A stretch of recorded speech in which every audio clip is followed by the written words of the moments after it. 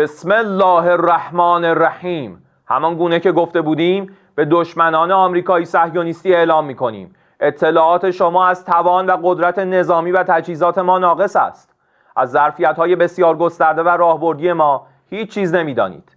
امید نداشته باشید که مراکز تولید موشک‌های راهبردی، پهپادهای دوربرد تهاجمی، سامانه‌های نوین پدافند هوایی و جنگ الکترونیک و تجهیزات ویژه ما را نابود کرده باشید که با چنین تصوری عمق باطلاقی که در آن خود را گرفتار کرده اید را بیشتر خواهید کرد.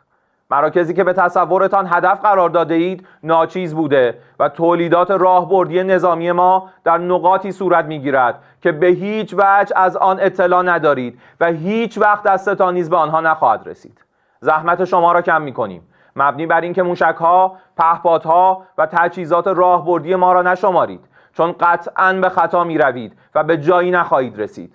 شما باید تاوان تجاوزی که آغاز کننده آن بودید را به ملت شرافتمند، عزیز و مسلمان پس بدهید. با توکل بر خداوند متعال این جنگ تا خواری، ذلت و پشیمانی دائمی، قطعی و تسلیم شما ادامه خواهد داشت. در تداوم ضربات و سیلی‌های محکم و غیر قابل تصوری که تاکنون خورده اید منتظر اقدامات کوبنده‌تر، وسیع‌تر و ویرانگر ما باشید و من نصر الا من عند الله العزیز الحکیم.